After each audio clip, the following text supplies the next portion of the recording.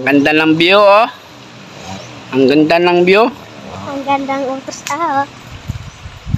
Ayan ang pinakaganda. Sana all. Ay, naglaba nga po pala mga kasulo yung aking binata. Dahil binata na daw siya, kaya siya daw maglalaba sa kanyang damit, eh, no? Sabi niya, magbanlaw daw. Magbanlaw. Sige. Oh. Nak, pakikuha nga nak sa ating baon, nak. Iluluto ko na. Kulay pink, eh. Dito kami sa ilog ngayon mga kasulo. Magandang araw po sa inyo. Araw ng linggo. Dahil araw ng linggo po ngayon, kumbaga rest day, pero hindi rest day. Dahil naglalaba kami. Ano? Dito ko na kami naglaba para limited. Oh. Marami ka, isang sako. Isang sako na stock po mga kasulo dahil na busy kami noong mga nakaraang araw. So, hindi kami nakapag ano. Ngayon, sabay pa swimming na rin sa aking kalabaw. Yun, pero si Victoria lang nandun. Yung dalawa nandun sa sapa. Asa na dyan yung nabalaw mo? Nasa puti. Yan, kakagaling namin sa bayan, sa simbahan. Pagka-deliver ng gulay. Sabay dun sa simbahan. Pagkatapos, diretso na kami rin sa ilog. Wala nga ako, hindi ko mag-swimming. Babanlaw pa, pwede pa mag-swimming. Tara mga silo, ito yung aking iluluto ngayon habang naglalabas sila.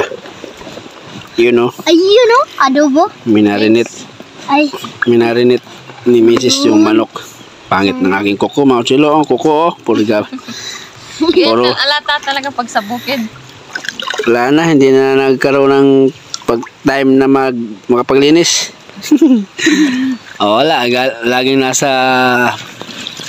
bukid eh. Useless pa rin kapag lilinisan. Ito na, baga na yung aking mag-iihaw kami din eh. Uy!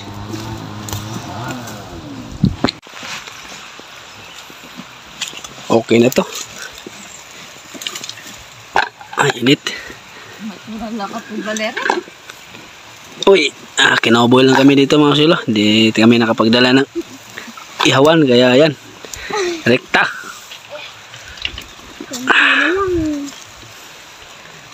Di, luto na di. Ha? Luto na, ito ulam. Hindi pa tapos. Hindi pa tapos. Hindi pa kayo tapos. Ako. Uy. Yan o. Mang inasal. Ang aming ulam din sa ilog. Mag-inasal. Mang inasal. Mag-inasal. Okay. Okay. Maya-maya manguha ko ng suso doon sa taas. Para pag uwi namin, may dala rin kaming iluto. Para mamayang gabi. Kaliwalas. Sarap magtampisaw. Victoria sumaka. Saan? Malunod daw siya.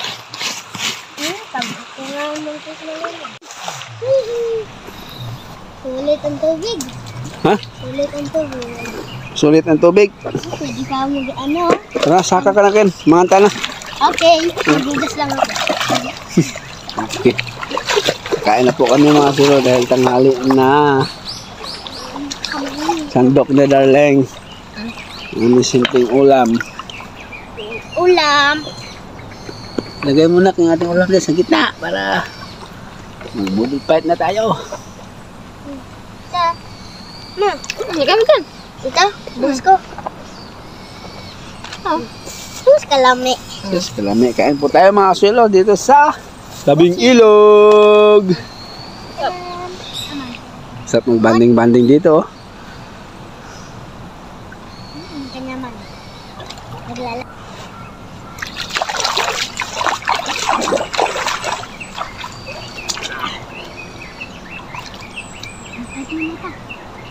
Kain po tayo. Kain po tayo mga kilo, mga angka. Punta mo. Punta na mo. Ulam namin ay gis. Ano? Alain nyo kung ano to. Pauna ka pa, alam mo nila.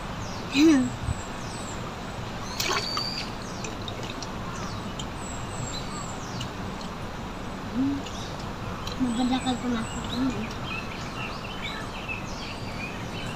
Tayo. Kain tayo.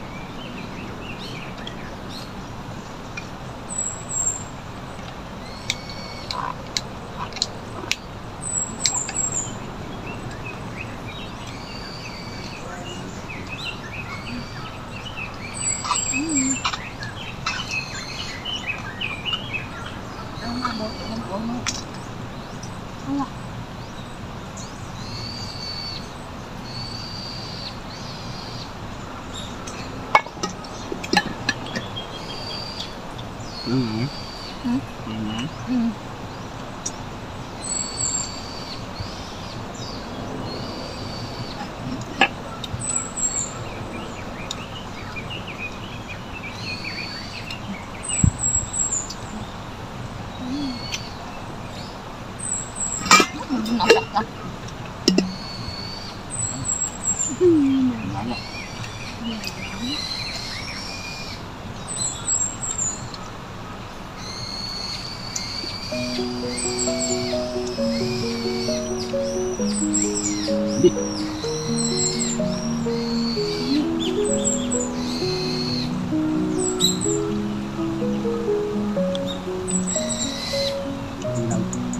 Kali. Ano na kanto? Ina.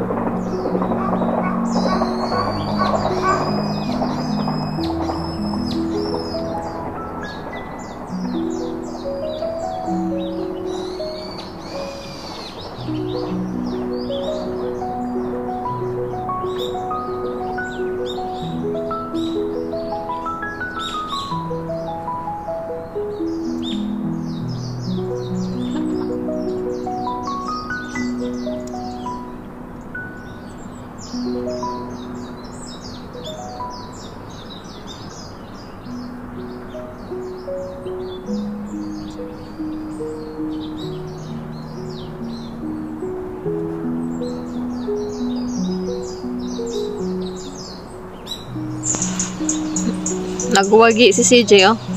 Ikaw magligpit dyan, ha? Ikaw nauli. Nagutom ang bata. Bang. Siya na lang yung natira. Ninap-nap na yung manok. Ganado si CJ pag nandito na sa ilog. Hanggang gaano magpakabusog. Maglalaba pa tayo. Di pa tayo tapos, oh. Oh, meron pandiklor.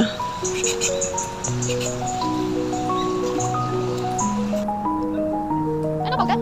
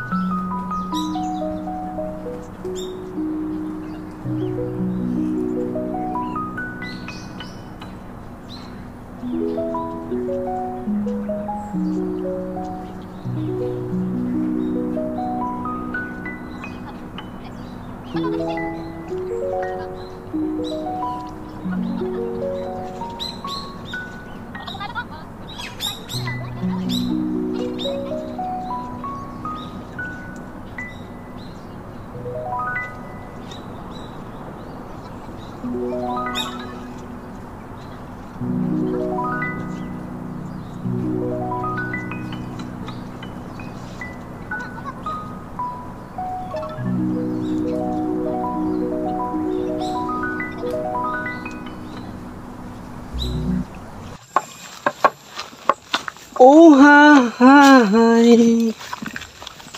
So, yan po mga kasuelo. Pagkatapos namin maglaba ng mga damit namin sa ilog, diretso kami sa bukid para sa aming mga obligasyon na naman po. Yung dalawa nandun na sa ating mga kambing. Ako naman po, ito, dala ko na yung aking DIY bag at timba. Ngayon ko ihahagis ang abono sa ating palay. Mag-aabono ako ngayon din sa area lagsak ng abono. Hindi pa natin na-applyan ito. So ngayon pa lang, ang i-apply ko ng abono ngayon ay sulfate na may halong complete.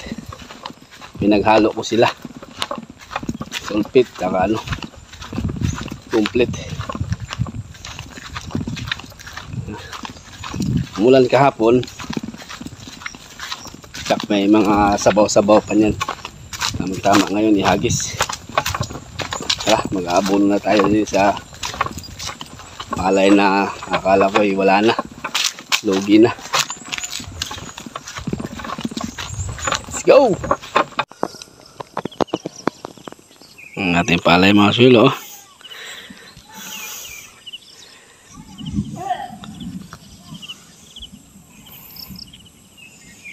Tara, unahin natin dito sa pinakataas. Pababa ako, pababa. Ito yung ating ihagis ngayon mga kasulo. Ayan, pinagmix ko sila. Mayroon pang buo-buong sulpit. Bagay, mabilis lang naman ito matunaw itong sulpit. Okay, tara, hagisan natin.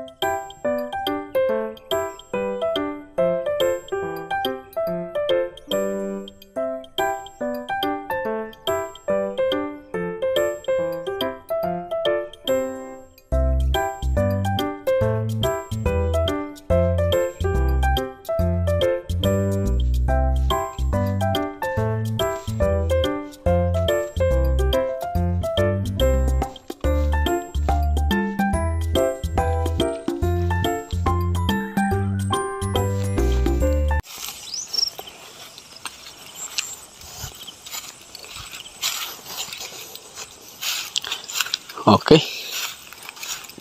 Nahagis ko na lahat mga kasuelo yung ating abono din sa ating palayan. At least nakatikim na sila ng pampataba. Sana bumuelo pa sila. Yan. Dito banda mga kasuelo ay talagang ano ito dati. Gusto ko nang pastulan ng kalabaw noon. Dahil talagang ano na siya. Bansot, nanilaw. Pero yun nga, nakatikim ng ulan. Medyo nagbago yung kanilang aura. Kaya agad kong nilinisan itong filapil. Diba? Okay. Andyan sila sa kabila si Mrs. nag ano. Diyan banda.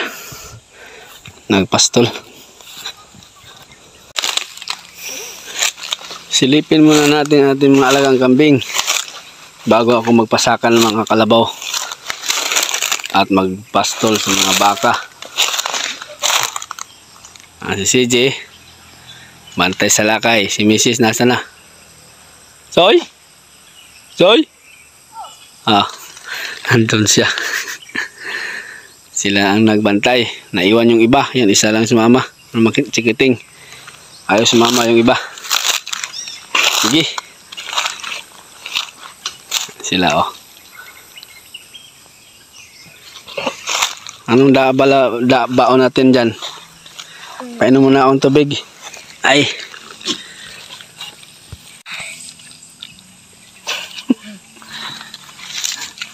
Manuyab yarugo.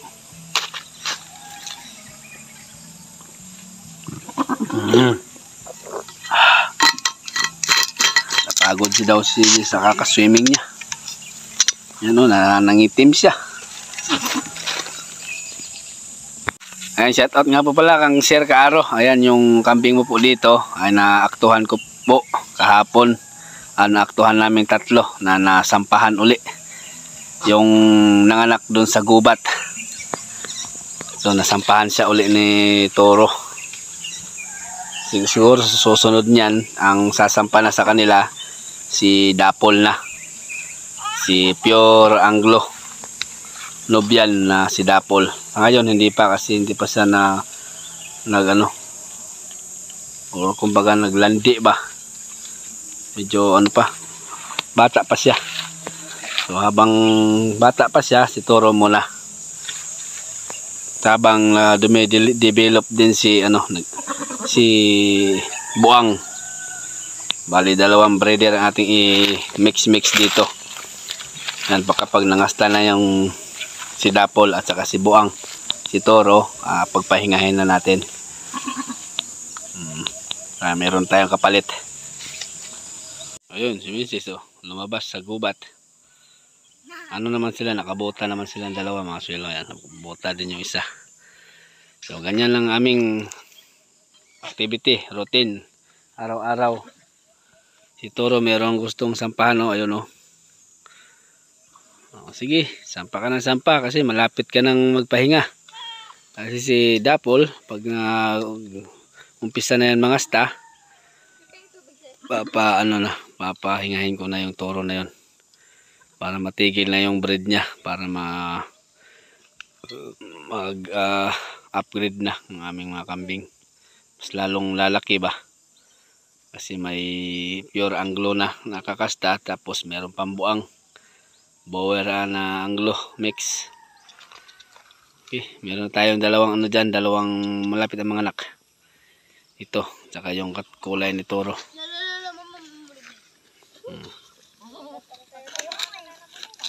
Pagluluan na naman yung dumalaga na yan.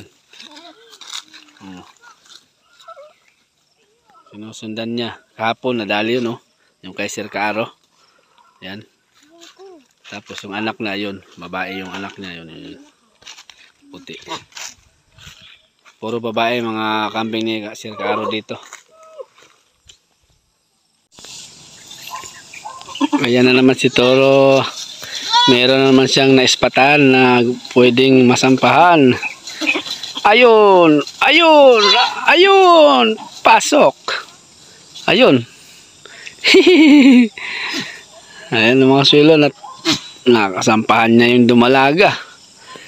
Yung anak ng triplets maker. Good job, Toro! Nakalahi ka na naman. Sige, lubos-lubusin mo yung panahon mo. Kapag nag-umpisa ng sumampa si Dapol, Bartolina ka na. Kain tulog ka na lang. Hindi na kita papasampahin sa mga chika bibs mo. Sa ngayon, sige. Lubos-lubusin mo na. So naka-score na naman siya uli mga sulo. So yan. Anong araw ngayon or buwan? September. Bilang tayo ng October, November, December, January, February. Kung sakaling magpertil, diretso. So February mga anak siya. May mga record na tayo niyan. February, tapos si Daniel, November.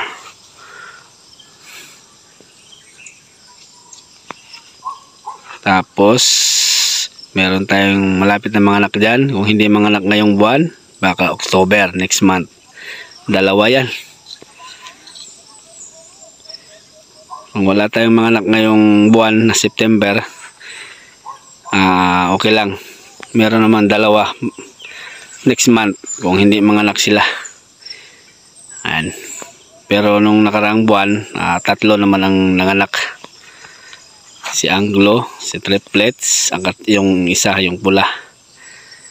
Ayos. Yung isang dumalaga ko na nasampahan ngayon, kasabayan niya yung kay Sir Kaaron yan, mga anak. Nauna siya kahapon. Nadali sa kahapon ni Toro. Ngayon, yung ano naman, yung dumalaga.